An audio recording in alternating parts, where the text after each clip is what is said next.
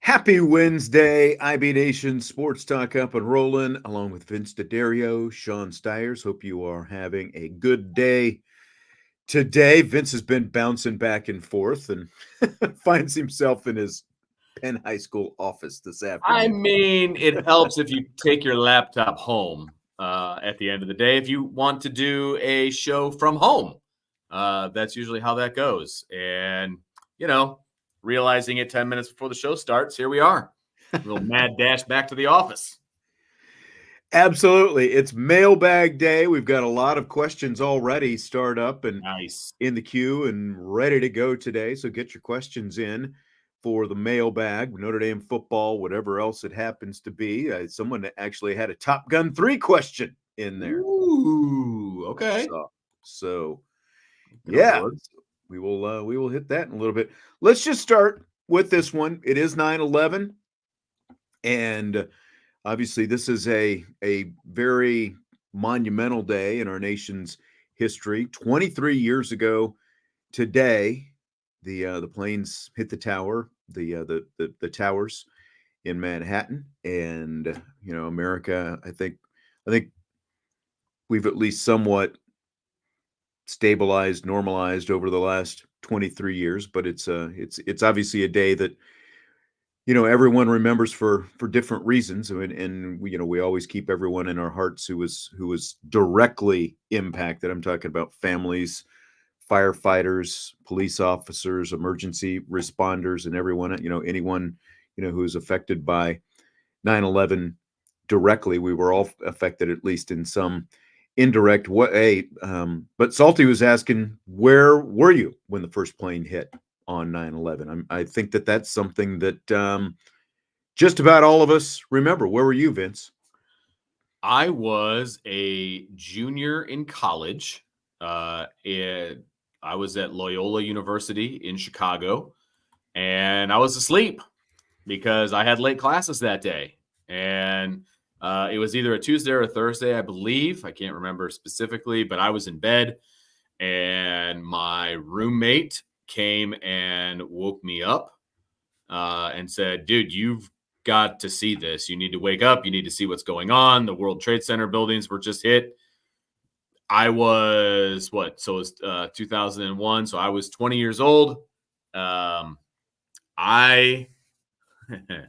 had no idea what the World Trade Center buildings were.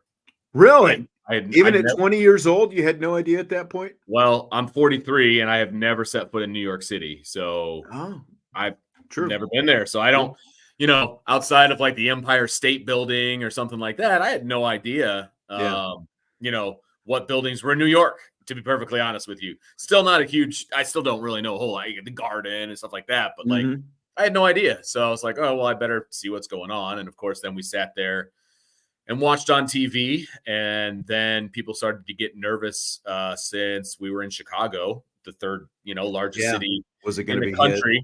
Right. That we went to a class, or I went to a class, and the professor never showed up. And then by that point, they just pretty much canceled everything on campus just because they were just nervous that something might happen in Chicago, you know, that kind of a deal. And they basically just told everybody to go home. So those are my memories from that day. Kind of wild. Learned very quickly, obviously, what the World Trade Center buildings were. And obviously it was a tragic day. And I just remember thinking to myself how surreal the entire situation was. You know what I mean? Like, is this real? Is this really happening?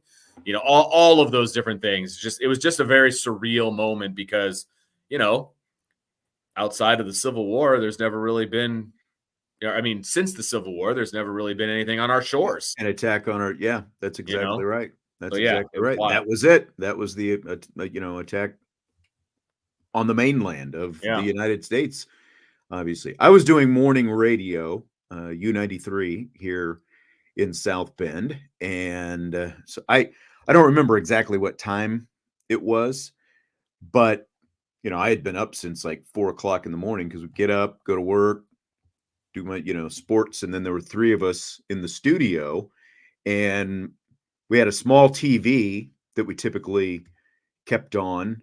And I remember Corey, his on-air name was Taylor, but he had flipped on, I don't know if it was like the Today Show or one of the morning, Morning America, one of those different shows.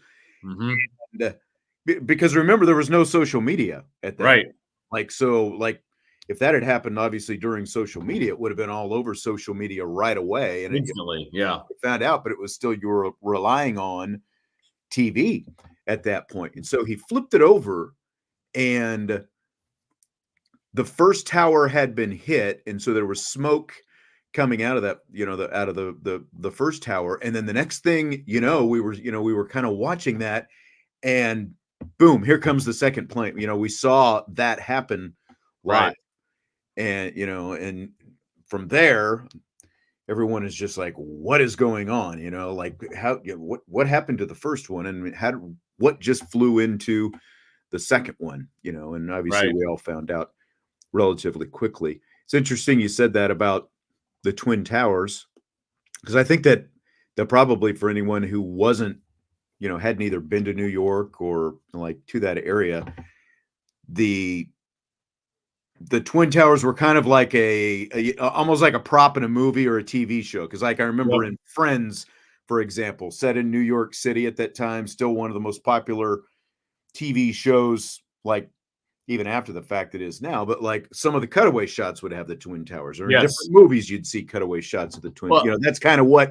That's kind of what most people, again, who hadn't lived in New York City or whatever, so that was kind of, I think, what most people's vision of what the towers were. I have been to the memorial since then, a few years later, because that was my first stint with Notre Dame women's basketball, and that was when they were in the Big East. So like, I can't remember which trip it was, like Seton Hall, Rutgers, and St. John's, all part of the Big East. And on one of those different trips, we went down and, kind of saw, it was like right after the memorials had kind of been built, on that site. So just saw a little bit of it afterwards. Yeah, it's you're absolutely correct about, the skyline of New York and, what you see when you're watching a movie or a TV show. And I obviously knew those two buildings, I never knew what the names of them were. You know what I mean? It's like, I always knew, oh, that's New York City, that kind of a thing. So I had no idea, what the names of those two buildings were and all of that. I felt like I was like ashamed to like even admit that for a really long time, because it seemed like everybody else knew. But the bottom line was, I am not a well-traveled human being, especially when I was a kid. And me either. Like when I was, like when I turned that age, I hadn't been really either. But it was eerie. It was eerie for a little while afterwards, just because like where I lived in South Bend, we were like right in the pathway of where the planes and stuff would go overhead, getting in and out of South Bend Airport. And there was no air traffic, obviously, for however many days it was afterwards, because all air traffic was grounded. And then finally the planes started going again, so it was just a very, like you said, I think surreal is probably the best way to say it. I mean, everything was just so different in the immediate time after that. That was, what I'll always remember is just the way the entire country just came together as one. And there was a TV commercial that I'll never forget. And it was like, all it was a shot of a row of houses. And there was like one house that had American flag out or something like that. And it said, I can't remember exactly what it said, but it was like before 9/11. And then it shot to like after 9/11, and like every house had an American flag out, like that kind of a thing. It's like, this is all you changed, or something like that. And like, that was powerful, man. Like, and people can be divisive and people can have disagreements and everything. But for that period of time, there was that didn't exist. Like everybody was an American, and like Right. It was cool, man. Like the next, remember I think they canceled the Notre Dame football game that was supposed to take place that weekend. And then the next game was against Michigan State. And they did a Notre Dame shirt that was red, white, and blue themed. It was a navy blue shirt and the ND on the front. And I think there was an ND on the back, was all stars and stripes and stuff like that. So, gotcha. Yeah. So it was pretty cool as well. Yep, for sure. All right. So again, obviously, like Sean Kelly said, he's a firefighter, and we appreciate everything you do, and all the other firefighters and police officers and everybody else. But Andrew said solid first pitch. I'm not sure what he meant by that. Just starting to show off. Or... President Bush and his pitch stadium. Oh, okay. I didn't see the initial comment. That was yeah. Look, I am a unabashed hater of the Yankees, but that first pitch with the president and the whole it wasn't like the Yankees. You know what I mean? Like that was a first pitch for America because that was like the first because they canceled some baseball games, obviously. Yeah. I believe that was the first game back. It was in New York, and he threw a friggin' just strike, man. It was like the place just erupted. And one of the people in the chat said he'll get chills for the rest of his life thinking about that. I think it was Sean Kelly. Completely agree, man. Like watching that was that was freaking awesome. Got to stand on the mound. Can't stand in front of the mound. Right. That was awesome. Fired it in there with his jacket on and oh yeah, everything else. Yeah, pretty cool. All right. Well, you wanna do some football questions here? I mean, great transition. Try to change the tone. I don't. Yeah, it's like how do you hard segue out of that? Well, I don't know. But and I'll just say my age is catching up to me because I cannot believe that it has been 23 years since that happened. It feels like yesterday. I mean, it does. So it does. Just old. We all are, Vince. We all are. So Salty asks if Riley Leonard doesn't start/play against Purdue due to the labrum injury, is it a problem that he is not on Notre Dame's injured list this week? No, because they don't have to put anybody on the injured list if they don't want to. It doesn't matter to me. This isn't like the NFL or, Major League Baseball or whatever, where you have to do that. You don't have to do that. It's college. They don't have to tell you anything. He can cancel every press conference he has if he wants. It's not a problem for me. It doesn't matter. It really doesn't matter. Is Purdue putting out an injured list this week? I don't think they are. Most colleges don't. Most schools aren't. Notre Dame is doing this. What their actual reason is for doing this, I don't know. But they're actually being much more upfront about this stuff than probably 99% of the programs in the country. No college program has to do this. So I have no problem with them not including Riley Leonard on there. And look, the other side of this is, and we'll get to some of this in rapid fire as well. I talked about this a little bit yesterday. You remember the shoulder surgery I had? Yes. Several years back. Yep. I mean, it's been almost 20 years at this point. I remember it. But it was my right shoulder. I've had my left one done as well. I injured my right one wrestling. I injured my left one diving for a ball in the outfield playing baseball. But the bottom, in both cases, the injury caused the shoulder to come out of socket and tore the labrum on both of them. Ooh. But there was, and obviously in the moment it hurt quite a bit. Yeah. But they weren't like what you would consider, they were far from complete tears. They were both small tears. So there was some discomfort, but for the most part, I had full use of both of my shoulders for a long time. But over a course of time, as you continue to use them and do different stuff and you get older, they both needed surgery 15 and 20 years later. So Riley Leonard may have torn a labrum on Saturday, but that's not to say that it is, a massive injury. One is the non-throwing shoulder. So it's not a shoulder that he has to worry about, full function being able to throw the football with. It's, so the degree of whatever injury this might be, Notre Dame, Mike Denbrock addressed it a little bit yesterday. He's out there practicing this week, and based on what we've heard, he's been out there practicing. So he may have suffered some kind of injury, but that does not mean that it's the kind of injury that would necessarily keep him out of a game. So like to their for their purposes, they're not hiding anything if that's the case. It's just like, like Mike Denbrock said, like everyone's got some injuries to some extent. So, and again, his non-throwing shoulder, they can easily just give him a cortisone injection, and whatever pain that he might has, he wouldn't be feeling anyway. And again, you're not risking the money shoulder, the one that you actually have to throw the ball with. Right. And it just depends on what the seriousness of that injury is. If it is a tear, if it's a bruise, we don't know. We don't know. And to be perfectly honest with you, it's none of our friggin' business. Like, I don't really have an issue with it. I really don't. Whoever trots out at Notre Dame or at Purdue for Notre Dame on Saturday is who's going to be quarterback. And I think you could pull your average Notre Dame fan and they'd probably be happy if he was injured and didn't play. You know what I mean? So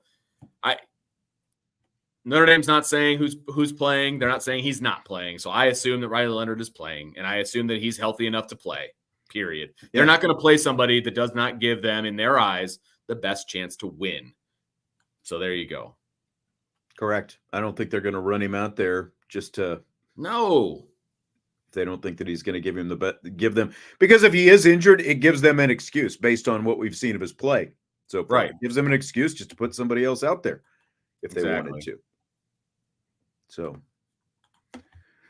speaking of which, Tom says, will Angeli make a mistake-free season debut? Someone's assuming Steve Angeli is going to play. Can our punter kick the ball into the coffin corner? That punter is a big disappointment. I know you've got some thoughts. The punter has not lived up to expectations. I will say that. I don't know that I would rank him as the disappointment yet. I think, look, these are the first 2 games of American football he's ever played. Anybody that anticipated that he was going to look like Ray Guy out there was sadly mistaken. I didn't see that coming either. You know what I mean? So I thought it would be someplace in the middle, but he's got some room for improvement. There's no doubt about it. As far as Angeli is concerned, is he going to be mistake-free? Absolutely not. There is not a quarterback in the world that has been mistake-free in any game they've ever played at a high level, okay? Maybe some peewee kid was mistake-free at some point, but it is impossible to be a mistake-free, okay? Now, the question is, will he make the critical mistake that potentially loses you a game? That's the question. And I don't know the answer to that. I really don't. He doesn't have to be a whole lot. If he just goes out there and is himself, the fans are going to fall down in love with him because he'll be better than what Riley Leonard was last week. That's the bottom line, right? I just think that the ceiling is still higher with Leonard than it is with Angeli. The odds that he would be mistake-free are pretty much nil. That's not going to happen. And especially like Purdue has a defense. It's interesting in this matchup because Purdue has a defense that likes to blitz quite a bit as well. That's going to affect, it's going to affect any quarterback, but it's going to affect a young quarterback who has one career start to his credit and a handful of gains on top of that. At least Riley Leonard has seen a blitz before. So to expect Steve Angeli, if he does in fact go out there and play, to be mistake-free against that kind of defense, a defense that wants to put a lot of pressure on you. And again, you bring pressures from different directions and all that kind of stuff, kind of like Al Golden. That's just not going to happen. And in terms of James Rendell, Marty Biaggi talked a little bit about him last night because they bring the coordinators out, and he talked about it. He said, look, he obviously needs to do better. Some of it is some of the stuff that we've talked about, a guy who's never been in any of these kind of situations before because he comes from Australia and he's adapting to that. He's still trying to sort of get the timing down of sort of how to feel that rush and what, it needs to be quicker, but it also doesn't need to be too quick so that he's not rushing his mechanics and all those different things. He sort of needs to find a happy medium. And he did also talk about the fact that even Northern Illinois' punter had some of his own issues because it was just a windy day out there in Notre Dame Stadium. And I think the new configuration, that wind definitely swirls around a little bit more. So that, I'm not trying to make excuses for him, but it played with some of, especially like his shorter kicks didn't do those any favors. He's got a big leg, man. He's just got to figure it out and get that leg into it, and he'll be fine eventually. But we'd like to see that sooner than later, but it hasn't happened so far. It's only 2 games though. Only 2 games though as well. It'll be interesting to see how he does, and he's going to have his opportunity. So we'll see. They don't have a backup really, so it's James Rendell or bust. Yeah, exactly. DK wants to know how pivotal the Greathouse drop was. I mean, are you literally trying to rub some salt in Salty's wounds here? Like, is that what's going on? Yeah, that's exactly what he's doing, and that's okay. It was critical in the moment. I mean, because they weren't really able to do much offensively, it felt like, and that would have been a huge play. So, I mean, it was pivotal in that game. There's no doubt about it, because they didn't really have another opportunity, or they didn't take another opportunity, or however you want to phrase it. Within the way that game played out, it ended up being a pivotal drop.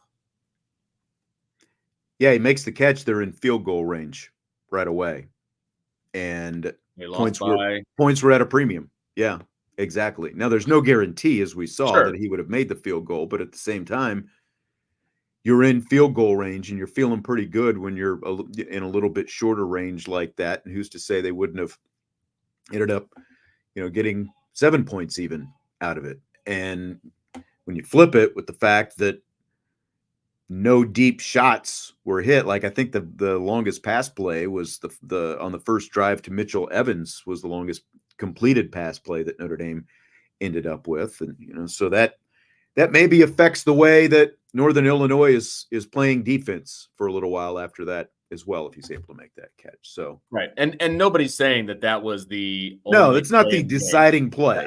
I want to clear that up. It said pivotal.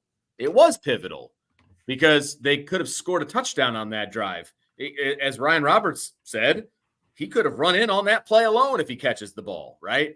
And so it was pivotal. It's not the reason they lost. Those are two different conversations. So it's pivotal in that they had a much greater chance of getting points out of that possession than if he does, turned out they got nothing out of Correct. it.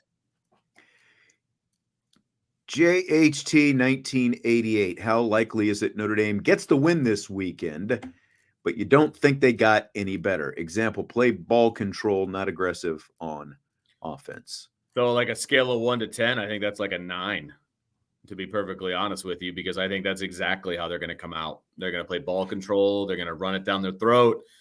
Purdue's not good enough to really stop it. They'll do the same thing next week against Miami of Ohio. I haven't seen enough empirical evidence for me to think otherwise, because right now I think that's exactly what they're going to do. Yeah, Purdue was not a good run defensive team last year. They do have some new players and faces and stuff, and they've moved some guys around on that side of the ball, and I think that they think they're better. This is really going to be a big test, though, for Purdue. I mean, they essentially got to play an exhibition game against Indiana State to open things up, and they beat them 49-0. Then they got their bye week, and now they've got Notre Dame. So they've had a couple of weeks to sit and look and watch Notre Dame even more closely and maybe see what they think that they can pick apart. But their run defense was not good last year. They were one of the better running teams offensively in the Big Ten, but they were also not a good run defense, gave up a lot of points. But as I was just saying, they want to be aggressive. They want to bring pressure. So I can't see Notre Dame really kind of going, all of a sudden just like switching the game plan to, Riley Leonard or Steve Angeli or whoever it is going to just go out there and be taking chances in the pass game and stuff like that. I think Notre Dame wants to try to smack Purdue up at the line of scrimmage. And that would make sense to me. We were talking about it yesterday. Keep the ball in Jeremiah Love and or Jadarian Price's hands as much as possible. Right now, they're their two best offensive players. Completely agree. I have no problem with them establishing the run and doing all of those kinds of things. I have no problem with that. Control the line of scrimmage because you didn't last week. Those are things that they absolutely need to do. I just don't know, but I also want to see them, expand the offense a little bit, push the ball down the field, do the things that they weren't doing. I want to see Riley Leonard run the ball. If he's going to be the starting quarterback and he's healthy, then I want to see him being Riley Leonard. That's going to be very important for what I need to see in this game on Saturday. Are you going to let Riley Leonard be Riley Leonard? Or are you just going to let him sit back there, hand the ball off, and just dump the ball off? And make him try to stand in the pocket. And again, right. I don't think that's the way to go either if they're bringing pressures. Just make him stand in the pocket and have to, because he's obviously not very comfortable doing that. That's when he looked his worst, is when he was just trying to be just a pocket passer. You got to let him rely on his athleticism and just let his innate ability take over, I think. Agreed. Sean Kelly wants to know, is Gino Guidugli partly to blame for the quarterback regressions over the past 2 seasons? I mean, he's the quarterback's coach, so is he partly to blame? Sure. I don't know. I mean, can you say Riley Leonard regressed? Because he hasn't done anything yet. I wouldn't call that regression. I would call that not playing well at all. Now, it's difficult with these 1-year rentals and pinning it all on the quarterback's coach. I will say that because I also think that the scheme is part of the problem. But where Gino Guidugli is going to make his case for being a good quarterback's coach is when Kenny Minchie or CJ Carr starts taking snaps for Notre Dame. Then we're going to see what kind of developer of talent Gino Guidugli is. I don't know that it's fair to give him too much praise or too much blame when it comes to these 1-year guys, but he absolutely is partially to blame, sure. And the 1-year thing, I think, is what stands out to me because, but wouldn't you be curious if Sam Hartman had 1 more year here? Absolutely. What he would look like this year? Now, granted, it's you still have a new offensive coordinator and a new system and all that, but I would be curious to see, with 2 years in the system, what a guy would look like. And it's kind of the same with Riley Leonard because we thought that a lot of and he said as much, that the system at Duke was similar to what he was going to be running here. But I think that he's only been here for a few months and he missed all of the spring. Now, Guidugli is the position coach, so he does factor into this, but I think it's more to do with what you're talking about. You're getting 1-year rentals and you're trying to plug guys who have played in other systems for multiple years in here and make that fit kind of on the run. And look, I also don't think that it helps that it's essentially an entirely new offense, for everybody, like the personnel playing in it. Completely different offensive line, starting 5 compared to a year ago. Completely different quarterback. You've got 3 brand new receivers added to the mix. Now there is chemistry with one of them, but so there's just so much change from 1 year to the next. I think that all those things are factors. I don't think any one thing is completely to blame.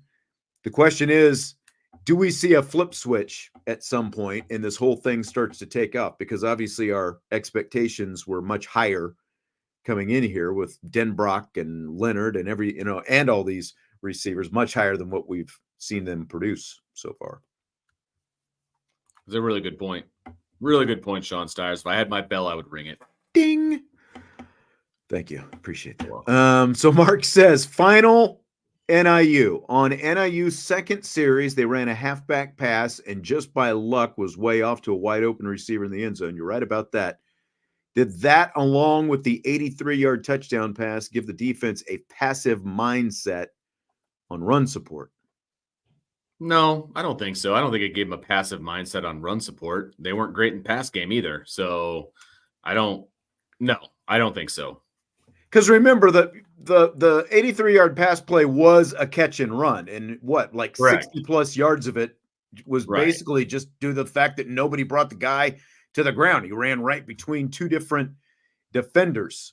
So I don't think that they were passive at all. Like if anything, they stayed aggressive up front and still got hit with some run plays that shouldn't have been as long as they should have been. So I agree. I don't think that necessarily gave them a passive mindset because again, like after that, I think there was the one more relatively long pass play, but then everything after that was like in the 14, 15 yard range at the most. Yeah. So it's not like you saw Hampton just tear up Notre Dame's secondary after that.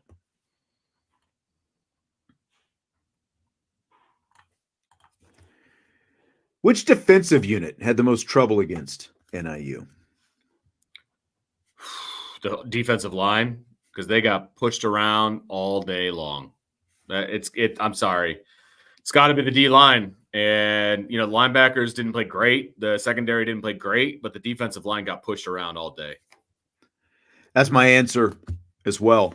And just looking at the Pro Football Focus grades from last week, they were not good. And like if you just look overall, I'm bringing them up right here. The bottom of the group in terms of how now, again, like some of this grain of salt, but I think it gives you at least something to go on, like how Pro Football Focus PFF grades this stuff. But Riley Mills, Howard Cross, and Donovan Heinisch through 2 games are the 3 lowest graded Notre Dame players on the defense. I think that says something. They've got to be better up front. Yeah. They've got to be a lot better up front. A lot better. And they can't continue to put a guy like Donovan Heinisch in a position to be, a gap eater or something like that's not who he is. You're putting him in a position to be unsuccessful. And he was unsuccessful the entire time, but I don't think that's all his fault. Like he is undersized. He needs to be an attacking defensive lineman. And I don't think that they allowed him to do that. Thank you for the super chat. Tyler Evans wants to know, how confident are we in this team heading to West Lafayette Saturday? 6.5 out of 10. Like I had all the confidence in the world they were going to blow out NIU, and obviously that didn't happen. And unless they make some changes, I can't get on the bandwagon. You know what I mean? Like it's 65-35 that they're going to win this game. I still think they're going to win, but there's a heck of a lot more margin for error now than there was. Yeah, I think that I'm probably in the 6-7 range. Not quite to 7. I'd maybe give it a 6.5. I'm fairly confident just because this Purdue team was not a very good team last year. Their quarterback, Hudson Card, 8 interceptions, completed a little under 59% of his passes. He's got the name because he came from Texas and all that stuff. But again, they weren't a good passing team. They were not a good defensive team, and that was with a head coach whose background is in defense. So I have confidence just based on that. But like everybody else, they brought in guys from the transfer portal. They've done some things, and they're at least feeling a little bit good about themselves because they beat, it was an FCS team, but they still beat up a team in Indiana State a couple of weeks ago. So they got at least a shot of confidence coming in, and it's Notre Dame. They're going to be up for it. It's been a long time since Notre Dame's been to West Lafayette.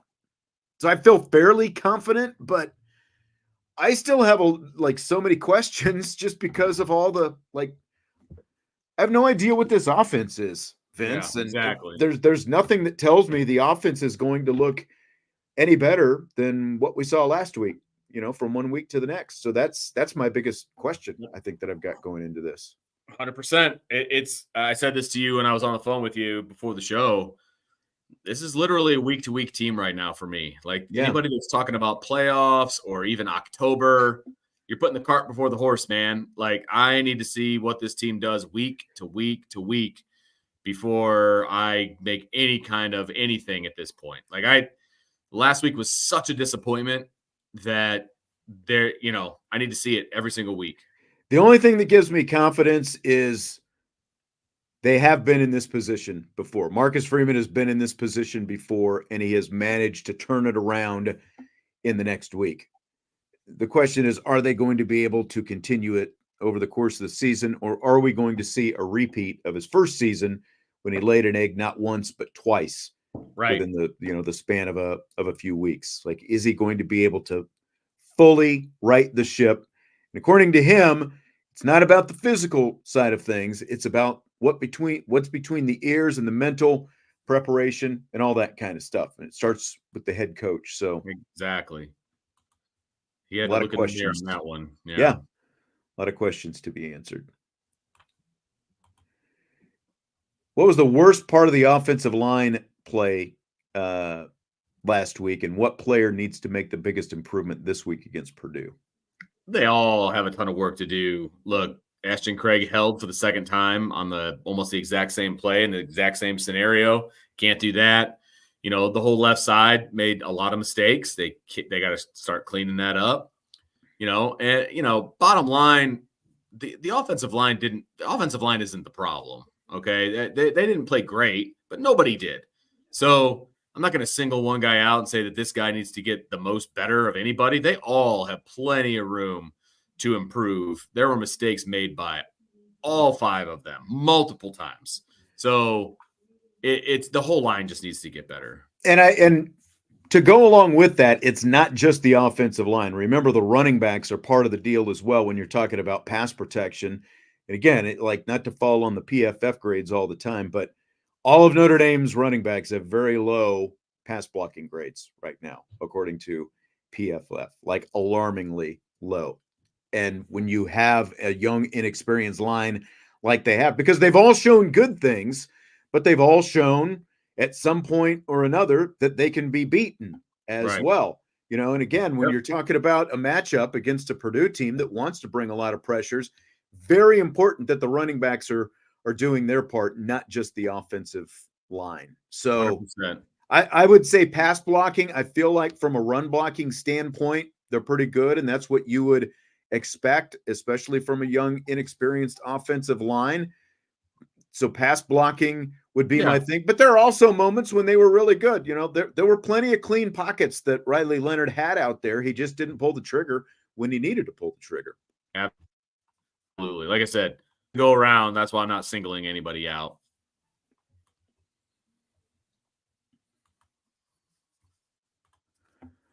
Besides quarterback, which offensive and defensive player do you want to see the most improvement from against Purdue?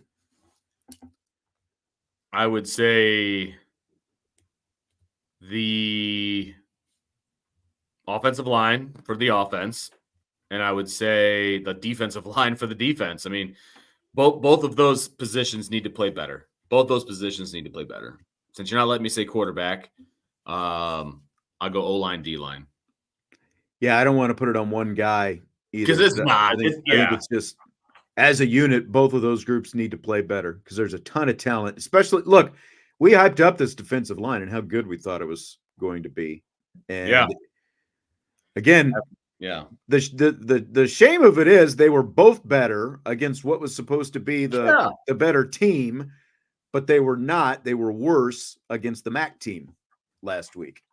And so I do think that mindset has a lot to do with that. But both groups have got to be better. I mean, you want to be an offensive, defensive line driven program, and that's not what we're seeing right now. Nope. And we know you said single player, Salty, but it's way bigger than that. Way bigger than that. And if I went one single player on defense, Adon Schuler is around the ball, but he does need to tackle better. I would say that, especially as a safety. Like, he can shore up the tackling. I think that would be one of the biggest specific things from a defensive player. He knows how to find the ball in the air, but he needs to tackle in space better. I think that would help. And again, like I don't want to necessarily put it all on him, but that's just one thing that stands out from a defensive player that stood out the first couple of games is to tackle better. So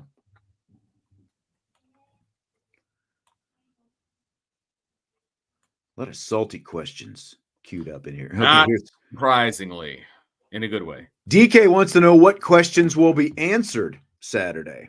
Good question. I'm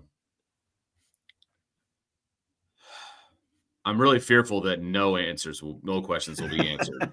Like I am really fearful that, like I said earlier, this team is just going to come out, run the ball, dink and dunk, and that's going to be enough to beat Purdue.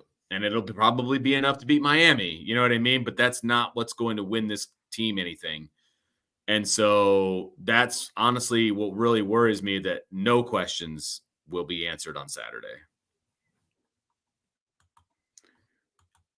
Yeah, I just saw somebody say, I've got this feeling that they come out and beat the brakes off Purdue. I just don't have the feeling that they're going to beat the brakes off of anybody right now based on 2 games, because beating the brakes off them starts with an offense that can look. We thought that these receivers were going to look so much different than last year. And so you can talk about the quarterback if you want, but where are the receivers in any of it? Haven't you expected more from this receiver group, Vince? I expected more from the entire team, but look, sure, but they were running open too, and they weren't being hit. That's part of it. That's true. You're right. I did. I expected more production. Part of that's the quarterback, but I expected more production from the wide receivers. Yeah, no doubt.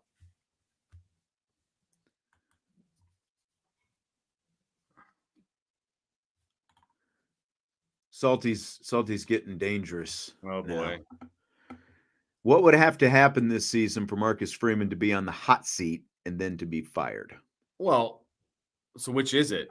Is he going to be on the hot seat at the end of the season, or is he going to be fired? Because those are obviously 2 very different things. If Notre Dame doesn't make the playoff, he's on the hot seat, in my opinion, because that should be the bare minimum of success. I think so as well. This schedule was just set up for Notre in it with an expanded playoff, and the way the schedule was set up, the whole thing was set up for Notre Dame to be in the playoff. And so you don't make the playoff, you're on the hot seat. Now, if this season blows up and you've got, I'd say 3+ losses, I think that pushes you to the hot again, because when you look at what the schedule is, you lose at least 3 games against this schedule. I think that you've definitely placed yourself on the hot seat at that point. Well, and Irish for Life 99 says, I think he's kind of on the hot seat right now. I don't disagree with that. How they play from here on out will cool it, right? I absolutely. Now, in order for him to get fired at the end of this year, it's going to have to be another 2016 where they win 3 games. I mean, that would obviously get him fired, I think. And maybe it wouldn't. I don't know. It didn't get Brian Kelly fired, so maybe it doesn't get him fired. But there would be a lot of calls for him to get fired if that's the case. Right. So, Chris is saying 9-3, he can get another year. Yes. But it'll be a hot seat. But he's on the hot seat going into that year. That's what, I mean, there's a difference between, again, you have to separate.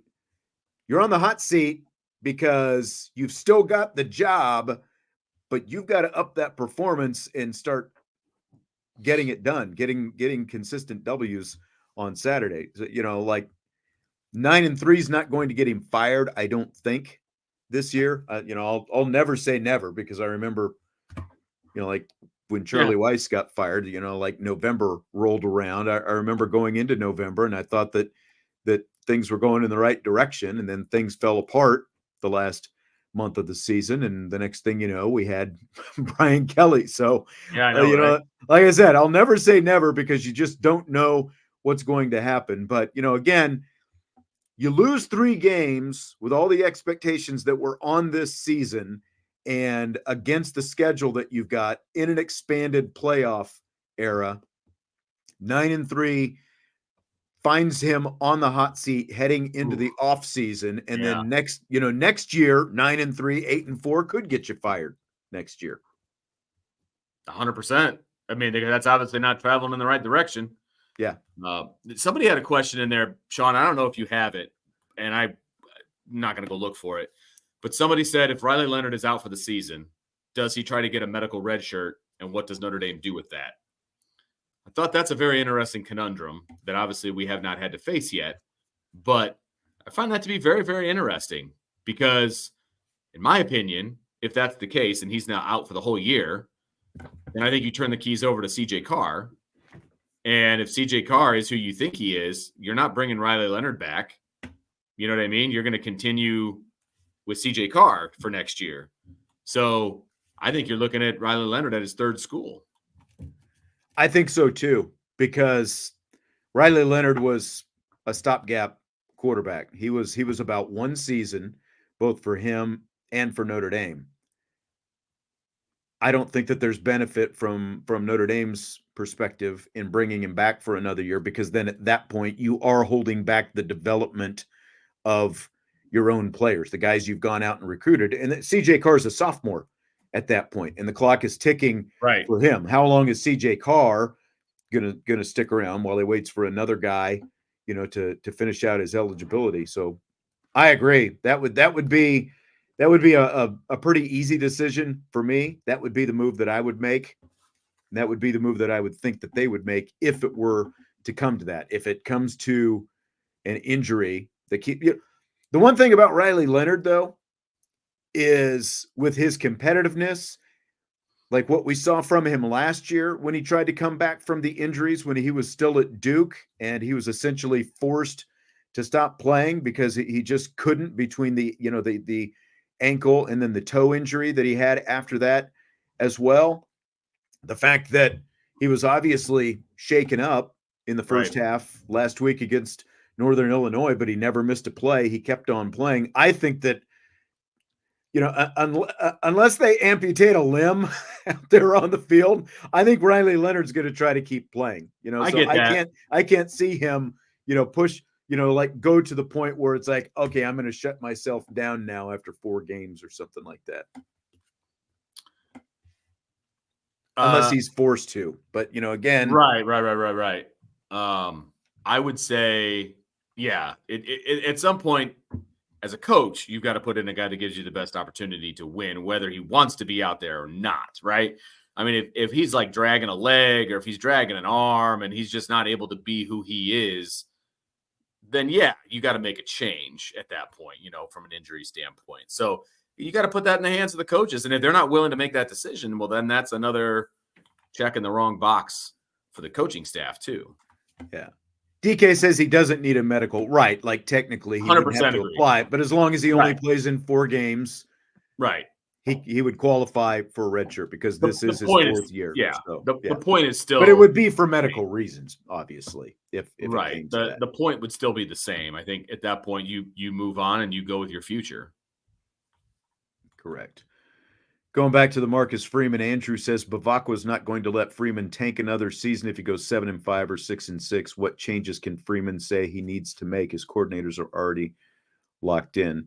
No, I mean, I agree with that as well. Like, you're talking about supposed worst case scenario, though. If you're talking 7-5 or 6-6, that's complete. That means they lost to a complete disaster territory. And that you go 7-5 or 6-6 against this schedule, then you deserve to go.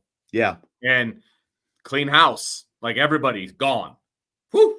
Yep. Like I don't care who's locked in and who's not. You're all gone. You're all getting fired at that point. But again, we're not there. We are not there. We're just speaking in possibilities.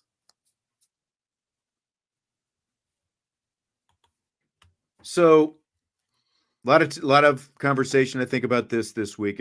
If Marcus Freeman has instilled a defense-centric, take no risks offensive mindset, can Denbrock reverse it simply via the plays called? No, it's a mentality and a philosophy. You can't just do it by calling different plays. It has to be a mindset going in. It can't be just calling different plays because you probably didn't practice those with an emphasis that you should practice those, throughout the off season, you know what I mean? Or throughout camp and all of that. So you can change your philosophy and change what you emphasize. We've talked about that, right? What you emphasize is what you believe. That is your philosophy. So you can change that and you can update that, and they can definitely do that. You can't just do it by calling different plays. Correct. And, again, to clarify, it's not like they're not having receivers run any pass routes. Right. Like as people were pointing out earlier when we were talking about wide receivers, there are open guys on the second interception, as you talked about earlier this week. There were guys open underneath, but Riley Leonard opted not to make either one of those throws. He tried for the deep shot instead. And the fact that there was a deep post on that play means that, it's not like Marcus Freeman is saying we're not going to throw downfield at all. It's just that there's a specific way that I think the head coach has kind of, put his thumb on the scale and kind of wants things called in general. It's more that than specific kinds of play calls. Because there have been plenty of plays out there where receivers are running downfield. Now, not all of them. There are still, like for my liking, way too many stop routes and, little comebacks and curls and stuff like that. I'd like to see, Chris Mitchell maybe try to take the top off the defense a little bit more. Now, again, he did have his man beat on that post that it was just underthrown, but I don't know. We'll see if it changes at all this week. Purdue's got a pretty good safety as well. That Thieneman, I know Notre Dame recruited him just a couple of years ago, I believe. He was a freshman All-American last year. Okay. Safety. But been doing my Purdue homework this week. I don't think it matters who's on their team. That's where I'm at. So does that mean you think that Notre Dame wins handily? No, I do not think that. So what do you mean you don't think it makes a difference who's on their team? They can clearly lose to anybody. Oh, okay. That's what I meant by I meant the complete opposite. Gotcha. Yeah. Because Northern Illinois had a really good running back. But you know what neutralizes a really good running back? When your offensive line can't do anything. And the offensive line full of a bunch of nobodies, and I mean that with all due respect to those guys on full scholarship at NIU, but they pushed around Notre Dame and allowed their really good running back to make plays. You know what I'm saying? Their quarterback was nobody. Their wide receivers were nobody. They all made plays. They all made plays on Saturday. So, I don't think it matters who plays for Purdue, because if you're just looking at it on paper, they got a lot better players than NIU does. Across the board. Right. But they had a lot better players than Northern Illinois as well. Thanks again for the super chat, Tyler Evans. How do you feel about your Cowboys and Bears after week 1? I feel pretty darn good, especially since Jesse and I shelled out a lot of money to go see the Cowboys in person in Cleveland. I tell you what, I had no idea what to expect going into that game. I thought Cleveland was going to play a lot better defensively, and there was all the drama, of course, between Dak and CeeDee Lamb and everything else. The offense looked really good.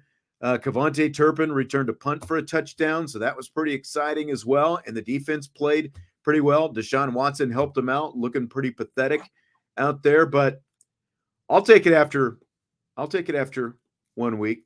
I felt pretty good. That was the first time we'd seen him win in person in probably 14 years or something like that. Holy so cow. I felt really good about it. Yeah. Wow.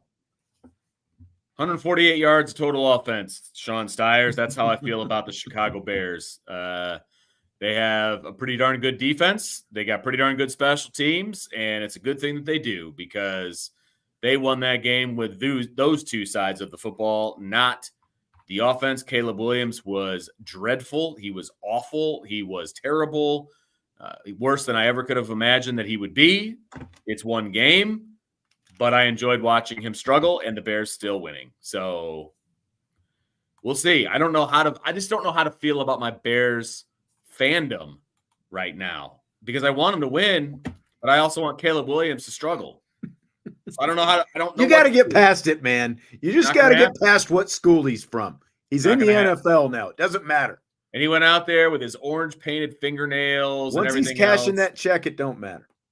Yeah, he needs to stop with the fingernail painting. You're living in the past, man. You're living in the past. I'm living in the present. He has orange fingernails. I'm living in the present. Okay. Sean. All right.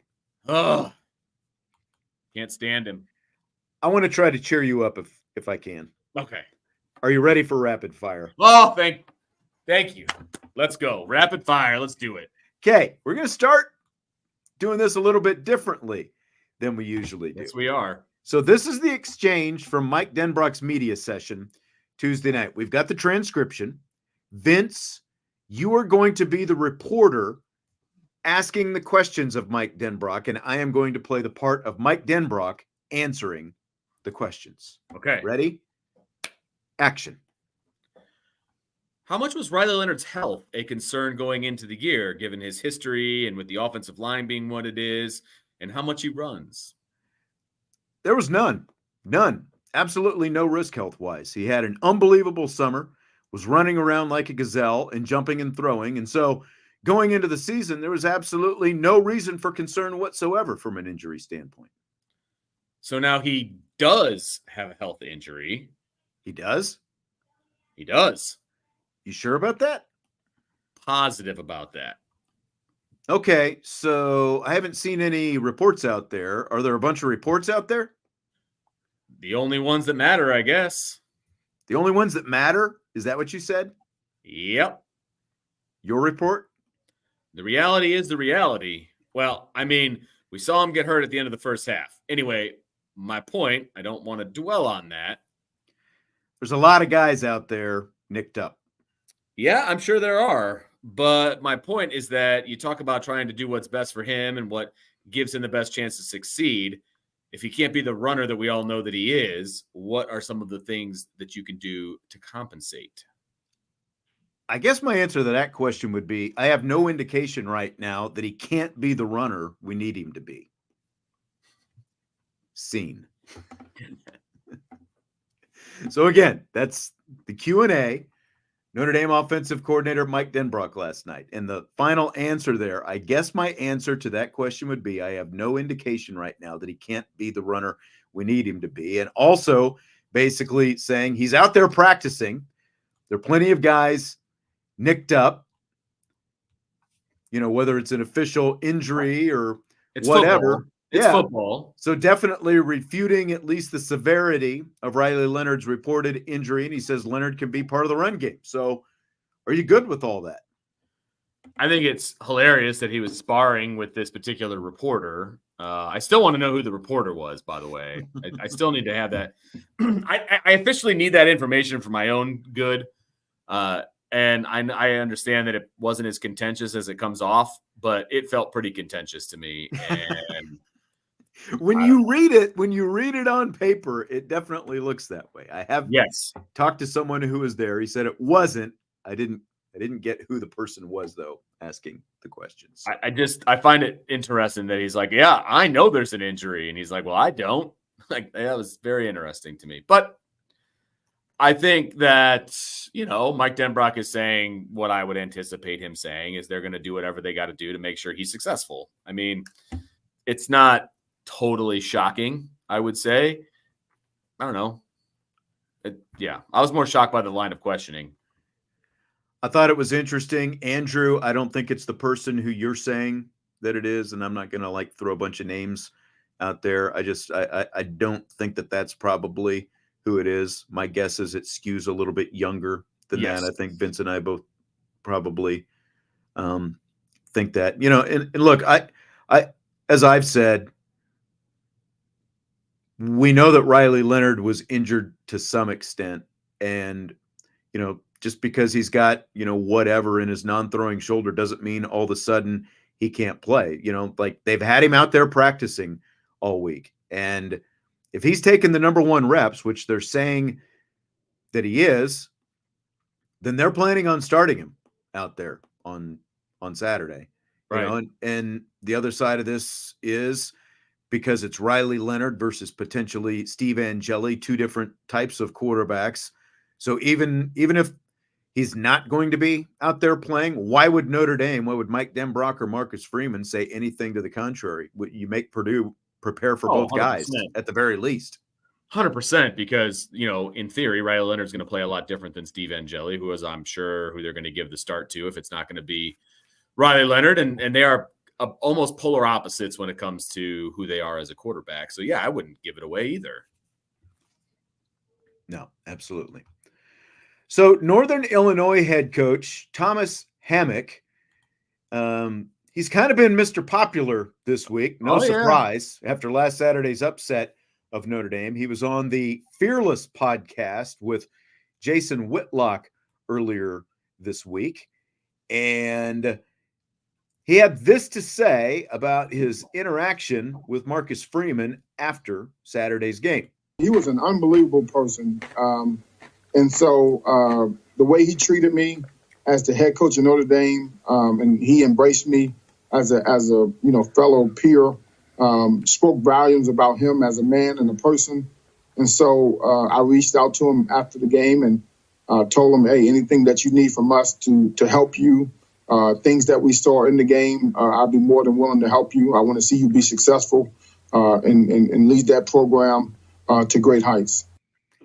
Found that very interesting. And apparently, again, he's done a ton of interviews, and I think he said in at least one of the others that they've talked multiple times since then. So what do you think about that? Hammock offering to help Marcus Freeman after the fact. When I first heard it, I was like, whoo, that's ballsy right there. Like that, he's walking in with some canyons down. Like, I mean, I was taken aback a little bit, but then I sat back and I was just thinking about him doing these interviews and talking and stuff.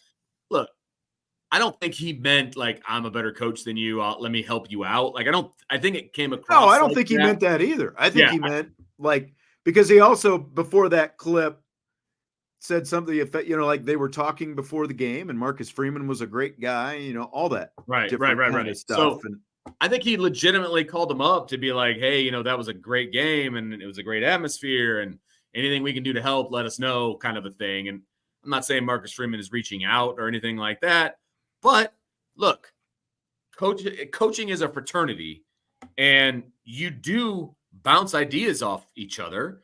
And maybe he's a really good watcher of film and can break some things down. And there's some different things that he can get. Like, you can get information. You can get things from people no matter what level they're coaching at.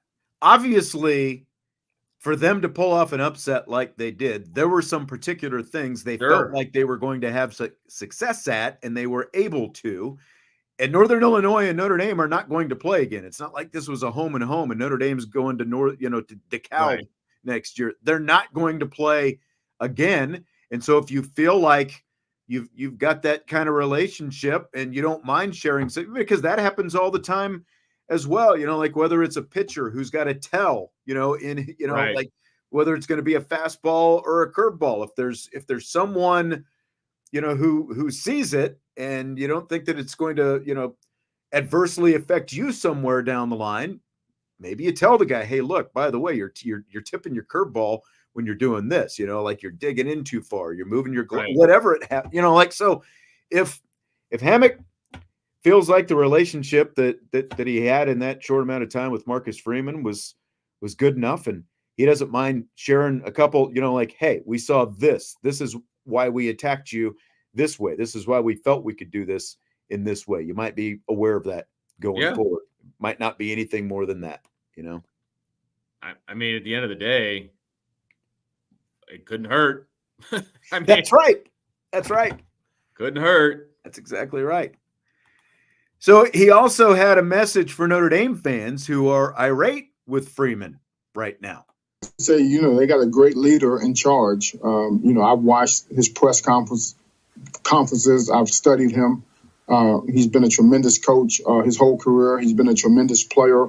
He's obviously extremely intelligent. And so he's a leader of men. And I think just because a game doesn't go your way doesn't mean he's not the right fit. I think he's going to do great things at Notre Dame. I'm anxious to watch him grow and develop. And, hopefully he can win a national championship. What do you think about that, Vince? I think he's 100% correct on a lot of the things that he said. And he's throwing a lot of love towards Marcus Freeman. And why wouldn't he? Again, coaching is a fraternity. They're rarely going to dig on each other. It's going to be, why would he say anything negative about Marcus Freeman? He just whooped his butt. You know what I mean? Like it's easy to be all nice and complimentary when you're the guy who walked out with a win. I mean, let's be honest. No one would want to talk to this guy if they had lost to Notre Dame on Saturday. He wouldn't be doing any of these interviews. But I mean, good for him for snatching up the spotlight and shining it on Northern Illinois and everything else. I mean, he's decked out in Northern Illinois gear and all of these, press conferences that he's doing and hey man, take advantage. But no, I'm not in any way surprised about what he said at all. No, Jeff, fair points. He says Marcus Freeman, year 3 at Notre Dame, losing again to a MAC team, picked to finish 3rd in their conference and a 4-touchdown dog, then taking his advice. Well, the only word that I would have a problem with there is this is the first MAC team that they've lost to. But, I agree with most of the rest of the sentiment. Jeff says weak in his opinion, but whatever. Look, again, the guy's taking the high road. Obviously, observing the way Marcus Freeman has run this program in a high-profile fashion, I don't think there's any one of us who disagree with the fact that it's unacceptable for Notre Dame to lose to a MAC team. I don't think there's anyone. No one said it is. Who would disagree with that. Brian says his press conferences are awful. I mean, whose?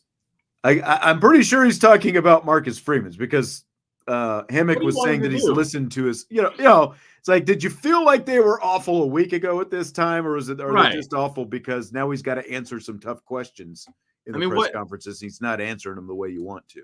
What do you want his press conferences to be exactly? I guess that's what I'll say. You want him to come out and do a little dance for you? You want him to tell some jokes?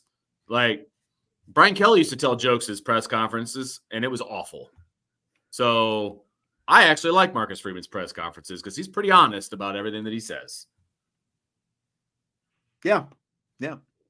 Fill in the blank. One more from Hammock. It's blank that he says Jaden Harrison is Notre Dame's best player. That kind of shocked me a little bit. Like I was giving him his praises for, potentially being a good watcher of film.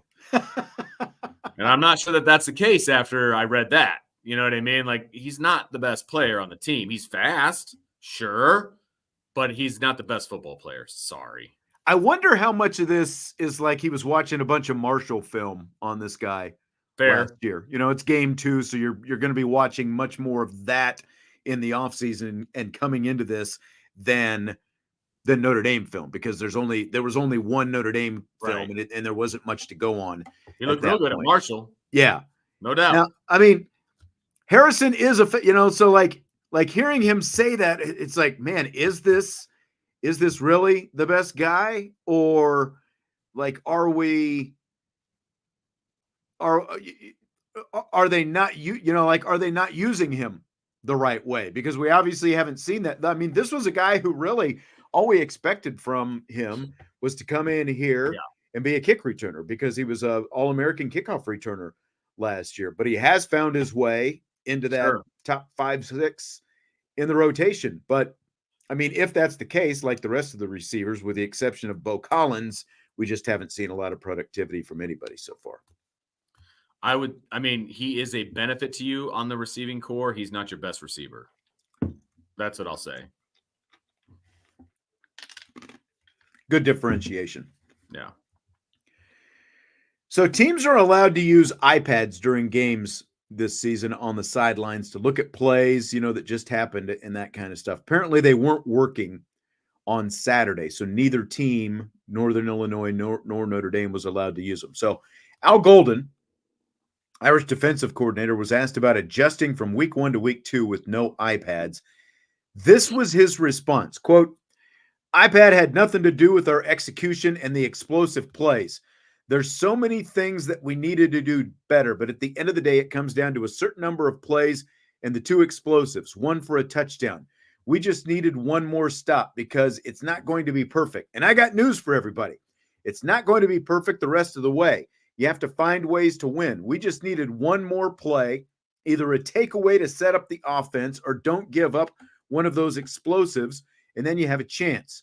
The way the game unfolded, we had to hold them to 13 to win. We failed. We didn't do it. End of story. That's it. That's defensive football. Each game unfolds differently.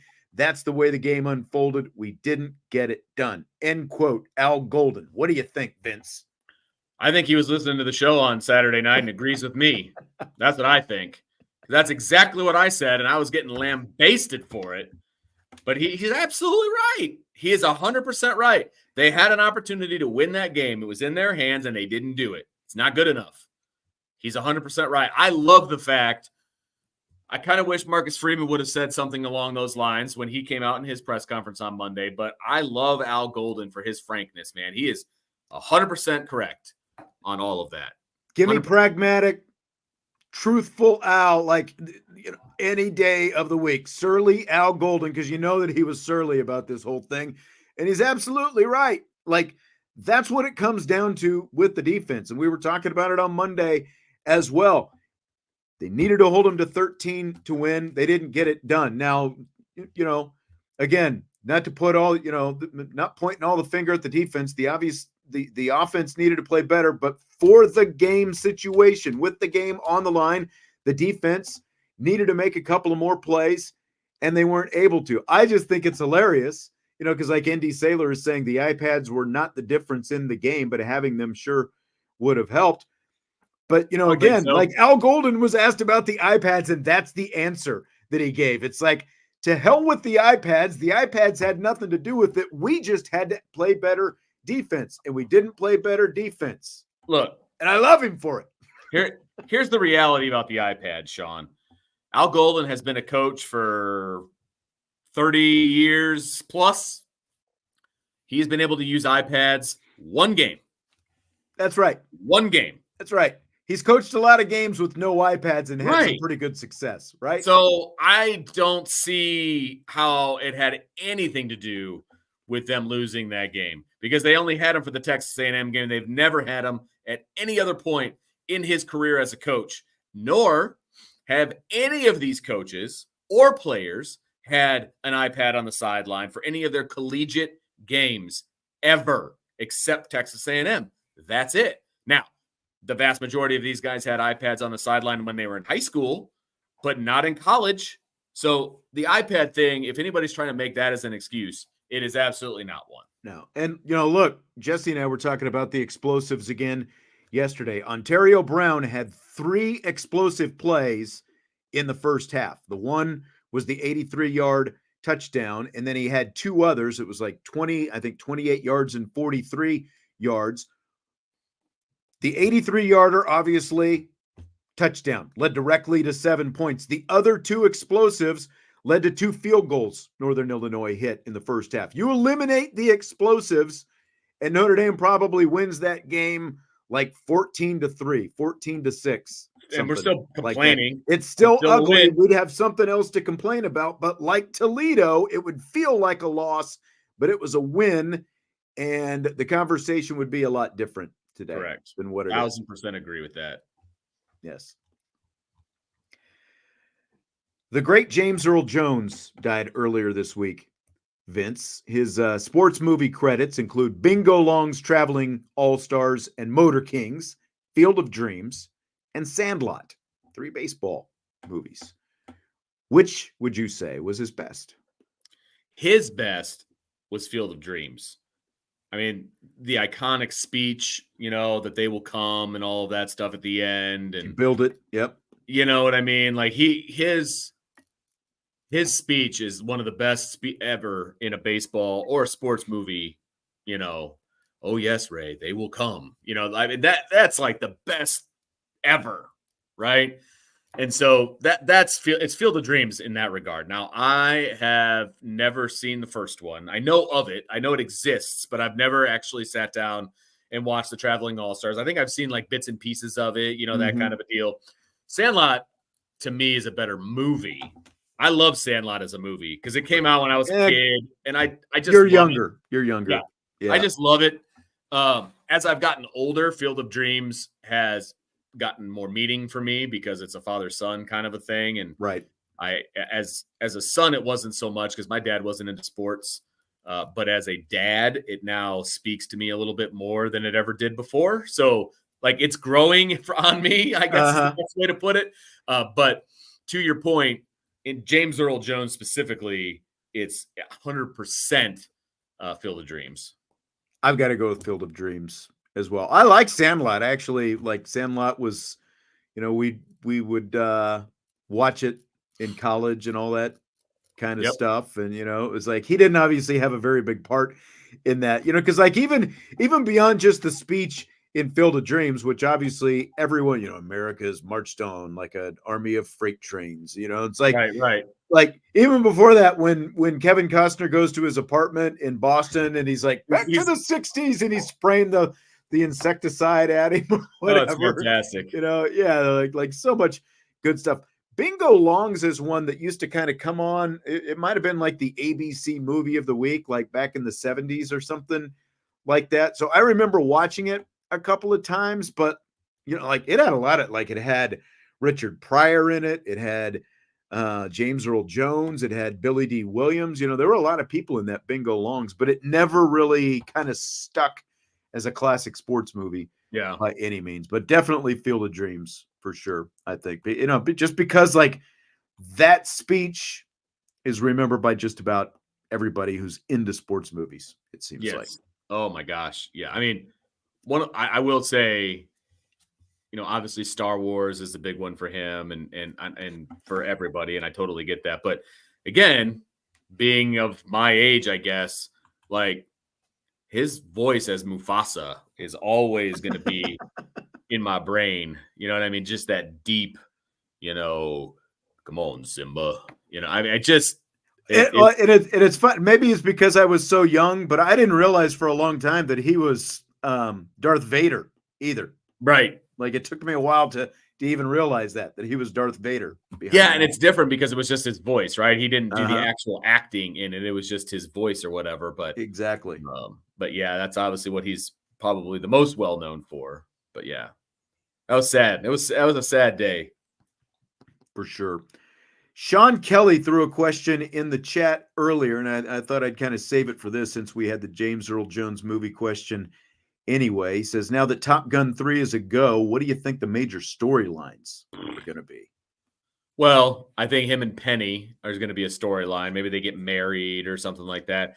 The other storyline I've got to think is maybe this is when he finally retires. Like maybe whatever he does kind of forces him into retirement. I don't have a whole lot of high hopes for Top Gun 3, to be perfectly honest with you. But Rooster will be back. Hangman will be back. There's going to be some sort of a mission that they're going to have to complete. So I don't know. It's going to be, there's a reason I'm not a writer, I guess. I know. I wish I knew. But there's obviously going to be some kind of tension again with Rooster and Hangman and all that kind of stuff. I will be curious to see how much Penny factors into this one. Like, is there some drama? They better bring her back. I'll be ticked off if they don't. Like, again, like you can only go back to the well so many times. Like, how do they find a way to get Tom Cruise in the cockpit once again? See, that's what it's ultimately going to come down to, right? See, that's the biggest issue that I have with this with number 3, right? There was enough time between 1 and 2 where, Iceman and Maverick were enemies. Then they became like best friends and inseparable. And Iceman was bailing them out over and over. So you've got them as friends. Well, now you have a new antagonistic relationship with the next generation. But by the end of the movie, they were friends. And so are you going to bring in new people to be antagonistic with? Are you going to bring back the old people? Are they going to be friends? Like, Like, is John Hamm going to be the antagonist again, kind of along with Hangman, because it's basically Ham just, made that face the whole movie. And I know, right? So I don't know. I just think that they're going to the well one too many times, as you said. I do too. But when you make $500 million, more than $500 million, that'll change some minds. And they'll make a bunch of money on this one too. I just don't think it's going to be as good. Yeah. DK, you just need to slap yourself in the face for this one, saying that it was a disappointment. Come on, DK, it's okay to be wrong. Yeah, bad take. Bad take. Come on. Slip one more in there at the end. Salty says this is Vince-centric. Will the 2 blocked field goals disturb the field goal kicker's psyche and lead to misses? Well, not if they're not lining up for 62-yarders anymore. I mean, that was ridiculous. But the other one was what, like it was 48-ish, something like that? I want to say it was like 50-something, wasn't it? Was it? I want to say it was 50+. Either way, it was when you're back that far and you don't have the strongest leg on the planet, you got to hit more of a line drive. And that's what happened. I mean, that's not going to be an issue 50 and in. So no, I don't think it's going to hurt his psyche. Kickers are pretty resilient. I don't see that being an issue. Kickers have very short memories. I will say that. Yeah. They have to if they're going to be successful. I mean, ultimately, again, like a 62-yarder, you can't put that on the kicker. No. Put that right on the head coach, right here. He had to try to kick it low. Yeah, I mean, there's nothing because you got to try to get some line drive on that thing if you're going to get it in there. Yeah, so I don't think it'll get in his head either. It's not like he shanked it or anything like that. It was just blown up at the line of scrimmage. Right, and look, the line has to do a better job of keeping arms down. There's no doubt about that. They did a very poor job of that, but no, it won't get in his psyche. Yeah. All right, well, that is going to do it for tonight. Appreciate you being here as always. Don't forget, Marcus Freeman does his Thursday Zoom call, so I'll be curious to see what kind of things come up tomorrow, and we'll have some of the most interesting things from the Thursday Zoom to start off the show tomorrow, and then we'll have We In, We Out tomorrow as well. And depending on what the questions are, I might even save some We In, We Out for the Countdown to Kickoff show this week. Right. I've been coming up like with some different ideas for like what angles we're going to go with the Countdown to Kickoff show. So I might save some, just kind of depending on which direction they go. But I'm going to put that We In, We Out thread up tonight, and you can put in your questions on the new Champions Lounge for the We In, We Out show tomorrow. Vince, enjoyed it as always. Have a good night, and I will talk to you tomorrow. And thanks to everybody else for being here as well. Hit that like button before you leave. And we'll talk to you Thursday on IB Nation Sports Talk.